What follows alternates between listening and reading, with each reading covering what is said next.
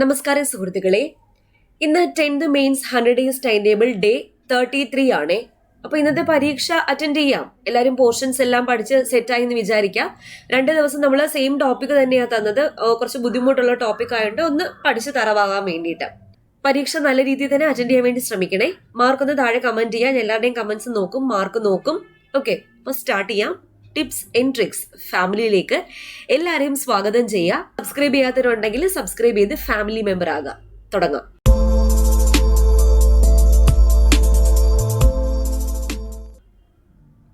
Tenth mains day 33 exam. ആദ്യത്തെ ചോദ്യം, ചുവടെ തന്നിരിക്കുന്നതിൽ കാറ്റിന്റെ വേഗവും ദിശയും ആശ്രയിച്ചിരിക്കുന്ന ഘടകങ്ങളിൽ ഉൾപ്പെടാത്തത് ഏത്? മർദ്ദചരിവ്, കോറിയോലിസ് പ്രഭാവം, ഘർഷണം, ആക്കം.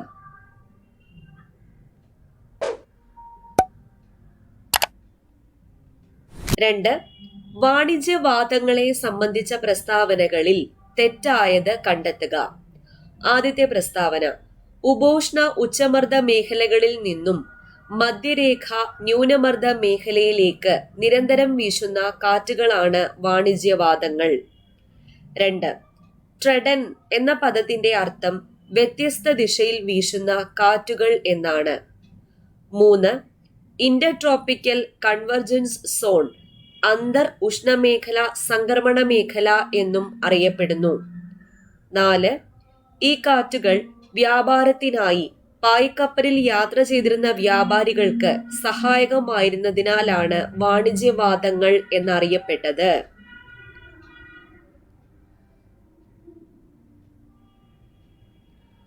മൂന്നാമത്തെ ചോദ്യം, roaring 40s, furious 50s, shrieking 60s എന്നിവ ചുവടെ തന്നിരിക്കുന്നതിൽ ഏത് വിഭാഗത്തിൽ ഉൾപ്പെടുന്നു? വാണിജ്യവാദങ്ങൾ, കാലികവാദങ്ങൾ, പശ്ചിമവാദങ്ങൾ, ധ്രുവീയ പൂർവവാദങ്ങൾ.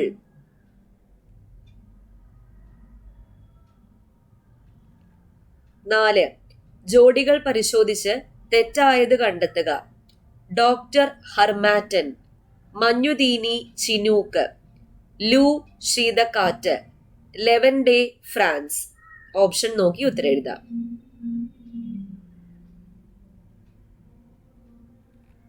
5, കാറ്റുകൾ ഇല്ലാത്ത മേഖല എന്ന അർത്ഥത്തിൽ നിർവാത മേഖല എന്നറിയപ്പെടുന്നത് ഏത്?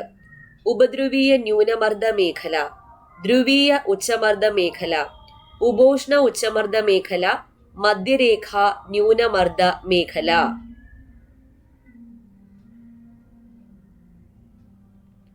6, താഴെ കൊടുത്തിരിക്കുന്ന ദിവസങ്ങളിൽ ഏതാണ് ശൈത്യ അയനാന്ത ദിനം? September 23, March 21, December 22, June 21.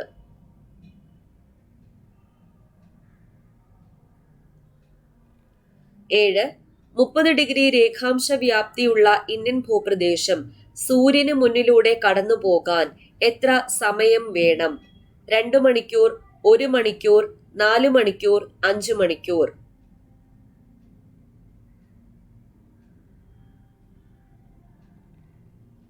8, തുഷാരം രൂപീകരിക്കാൻ കാരണമാകുന്ന അനുയോജ്യ സാഹചര്യങ്ങൾ ചുവടെ തന്നിരിക്കുന്നവയിൽ നിന്നും കണ്ടെത്തുക. മേഘരഹിതമായ ആകാശം, ശാന്തമായ വായു, താഴ്ന്ന ആപേക്ഷിക ആർദ്രത, നീണ്ട തണുപ്പുള്ള രാത്രികൾ.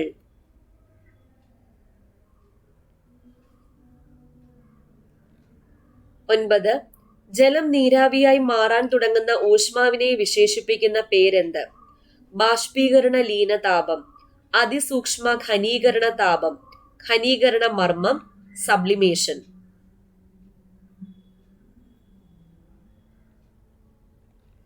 10, ചുവടെ തന്നിരിക്കുന്ന പ്രസ്താവനകൾ പരിശോധിച്ച് അനുയോജ്യമായവ കണ്ടെത്തുക. ആദ്യത്തെ പ്രസ്താവന, തെളിഞ്ഞ ആകാശവും നിശ്ചലമായ വായുവും ഉള്ള ദീർഘകാല ശൈത്യകാല രാത്രികളാണ് വിപര്യത്തിന് അനുയോജ്യം. രണ്ടാമത്തേത്, ക്രമമായ താപനഷ്ട നിരക്കിന്റെ മറ്റൊരു പേരാണ് താപവിപര്യം. ഓപ്ഷൻ നോക്കിയിട്ട് ഉത്തരം എഴുതുക.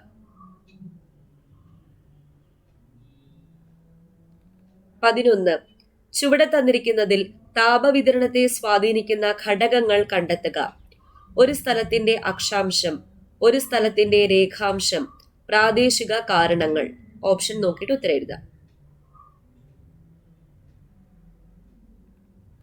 12. ചുവടെ തന്നിരിക്കുന്ന പ്രത്യേകതകൾ പരിശോധിച്ച് മേഘം ഏതാണെന്ന് കണ്ടെത്തുക. നേർത്ത തൂവലുകൾക്ക് സമാനമായി കാണുന്നു. 8000 മീറ്റർ മുതൽ 12000 മീറ്റർ വരെ ഉയരത്തിൽ രൂപപ്പെടുന്നു. ഓപ്ഷൻ നോക്കാം. ക്യുമുലസ് മേഘങ്ങൾ, സ്ട്രാറ്റസ് മേഘങ്ങൾ, നിംബസ് മേഘങ്ങൾ, സിറസ് മേഘങ്ങൾ.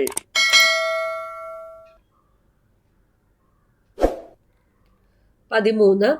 പർവ്വതവൃഷ്ടിയുമായി ബന്ധപ്പെട്ട പ്രസ്താവനകളിൽ തെറ്റായത് കണ്ടെത്തുക.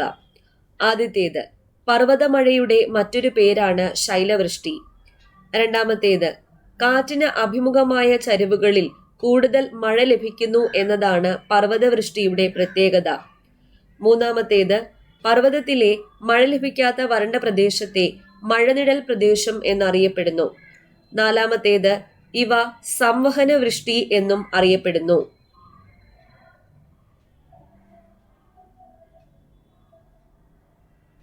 14.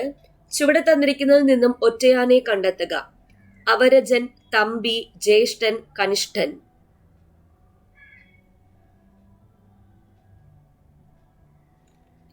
15. ചുവടെ തന്നിരിക്കുന്നതിൽ തേന്മാവ് എന്നർത്ഥം വരാത്ത പദം ഏത്? ചൂതം, കദളി, മാഗന്ധം, രസാലം.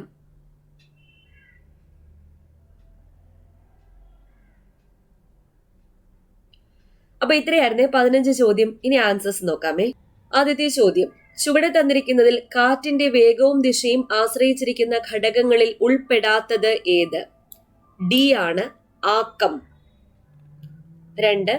വാണിജ്യവാദങ്ങളെ സംബന്ധിച്ച പ്രസ്താവനകളിൽ തെറ്റായത് കണ്ടെത്തുക. ബി ആണ്, ട്രെഡൻ എന്ന പദത്തിന്റെ അർത്ഥം എന്താ? ഒരേ ദിശയിൽ വീശുന്ന കാറ്റുകൾ എന്നാണ് ട്രെഡൻ എന്ന പദത്തിന്റെ അർത്ഥം. 3. Roaring 40s, furious 50s, shrieking 60s എന്നിവ ചുവടെ തന്നിരിക്കുന്നതിൽ ഏത് വിഭാഗത്തിൽ പെടുന്നു? പശ്ചിമവാദങ്ങളാണ്, പശ്ചിമവാദങ്ങൾ. 4. ജോഡികൾ പരിശോധിച്ച് തെറ്റായത് കണ്ടെത്തുക. ഇതിൽ തെറ്റായിട്ടുള്ളത് 3ഉം 4ഉം ആണ്. ലൂ ഉഷ്ണക്കാറ്റാണ്, ലെവന്റെ സ്പെയിനിലാണ് വീശുന്നത്. അപ്പൊ 3ഉം 4ഉം മാത്രം, സി. 5. കാറ്റുകൾ ഇല്ലാത്ത മേഖല എന്ന അർത്ഥത്തിൽ നിർവാത മേഖല എന്നറിയപ്പെടുന്നത് ഏത്? മധ്യരേഖ ന്യൂനമർദ്ദ മേഖലയാണ് നിർവാത മേഖല, ഡോൾഡ്രംസ് എന്ന് അറിയപ്പെടുന്നത്. 6. താഴെ കൊടുത്തിരിക്കുന്ന ദിവസങ്ങളിൽ ഏതാണ് ശൈത്യ അയനാന്ത ദിനം? ഡിസംബർ 22 ശൈത്യ അയനാന്ത ദിനം. 7. 30 ഡിഗ്രി രേഖാംശ വ്യാപ്തിയുള്ള ഇന്ത്യൻ ഭൂപ്രദേശം സൂര്യന് മുന്നിലൂടെ കടന്നു പോകാൻ എത്ര സമയം വേണം? 2 മണിക്കൂറാണ് വേണ്ടത്. നമ്മൾ പഠിച്ചു 1 ഡിഗ്രി കടന്നു പോകാൻ 4 മിനിറ്റ്. 1 ഡിഗ്രി കടന്നു പോകാൻ 4 മിനിറ്റ്. അങ്ങനെയെങ്കിൽ 30 ഡിഗ്രി കടന്നു പോകാൻ 30 × 4 മിനിറ്റ്, അതായത് 120 മിനിറ്റ് ആണ്. 120 മിനിറ്റ് എന്ന് പറയുമ്പോൾ എത്ര മണിക്കൂറാണ്? 2 മണിക്കൂർ. 8.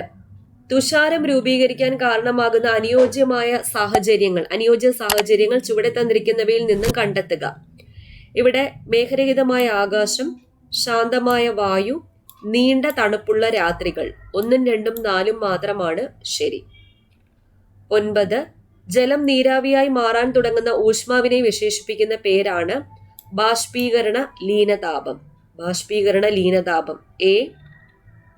10. ചുവടെ തന്നിരിക്കുന്ന പ്രസ്താവനകൾ പരിശോധിച്ച് അനുയോജ്യമായവ കണ്ടെത്തുക. ഇവിടെ 1 ശരി 2 തെറ്റ്. 1 ശരി 2 തെറ്റ്, സി ആണ് ഉത്തരം. 11. ചുവടെ തന്നിരിക്കുന്നതിൽ താപവിതരണത്തെ സ്വാധീനിക്കുന്ന ഘടകങ്ങൾ കണ്ടെത്തുക.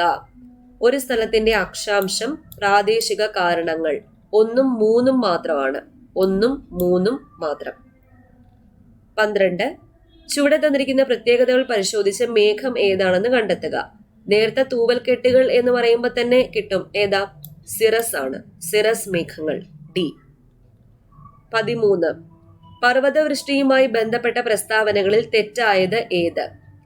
ഡി ആണ്, സംവഹന വൃഷ്ടി എന്നും അറിയപ്പെടുന്നു. അതാണ് തെറ്റായിട്ടുള്ളത്. 14. ചുവടെ തന്നിരിക്കുന്നതിൽ നിന്നും ഒറ്റയാനെ കണ്ടെത്തുക. ഇവിടെ ഒറ്റയാൻ ജ്യേഷ്ഠനാണ്. ബാക്കി തന്നേക്കുന്ന അവരജൻ, തമ്പി, കനിഷ്ഠനെല്ലാം അനുജന്റെ പര്യായ പദങ്ങളാ. അനുജന്റെ പര്യായ പദങ്ങൾ. 15. ചുവടെ തന്നിരിക്കുന്നതിൽ തേന്മാവ് എന്ന അർത്ഥം വരാത്ത പദം ഏത്? കദളിയാണ്. കദളി, വാഴ, വാഴ എന്നാണ് അർത്ഥം. ഓക്കെ, അപ്പൊ ഇത്രയായിരുന്നേ 15 ചോദ്യം. നിങ്ങൾക്ക് എത്ര മാർക്ക് കിട്ടിയെന്ന് താഴെ കമന്റ് ചെയ്യുക. ഈ വിൻസ് എന്ന് പറയുന്ന ടോപ്പിക്, നമ്മൾ പ്രഷർ ബെൽസ്, അതുപോലെ സീസൺ, ടെമ്പറേച്ചർ, വിൻസ്, ഇത്രയും ടോപ്പിക്കാണ് പഠിക്കാൻ തന്നെ. എല്ലാം ഇമ്പോർട്ടന്റ് ആണ്. കുറച്ച് കൺഫ്യൂസിങ് ആണ്, എന്നാൽ കുറച്ച് സമയം എടുത്ത് പഠിച്ചു കഴിഞ്ഞാൽ മനസ്സിലിരിക്കുന്ന ഒരു ടോപ്പിക് തന്നെയാണ്. റിപ്പീറ്റഡ് റിവിഷൻ ആവശ്യമായിട്ടുള്ള ഒരു ടോപ്പിക്കാണേ. അപ്പൊ നാളെ ഡേ 34, നാളെ പഠിക്കാനുള്ള പോർഷൻസും അതുപോലെ ടൈം ഷെഡ്യൂളും മെറ്റീരിയൽസും ഒക്കെ നമ്മുടെ ടെലഗ്രാം ചാനൽ ഇട്ട് തന്നേക്കാം. ടെലഗ്രാം ചാനൽ ജോയിൻ ചെയ്യാത്തവർ ആരെങ്കിലും ഉണ്ടെങ്കിൽ മസ്റ്റായിട്ട് ജോയിൻ ചെയ്യുക. ഈ 10th മെയിൻസിന്റെ ടൈം ടേബിൾ ഫോളോ ചെയ്യുന്ന ആൾക്കാരാണെങ്കിൽ ഫസ്റ്റ് കമന്റിൽ ലിങ്ക് ഉണ്ടായിരിക്കും. ഓക്കെ, അപ്പോൾ വീഡിയോ ഇഷ്ടപ്പെട്ടാൽ ലൈക്ക് മറക്കരുത്. സബ്സ്ക്രൈബ് ചെയ്യാത്തവരാണെങ്കിൽ സബ്സ്ക്രൈബ് ചെയ്ത് സപ്പോർട്ട് ചെയ്യാം. വീണ്ടും കാണാം. Thank you.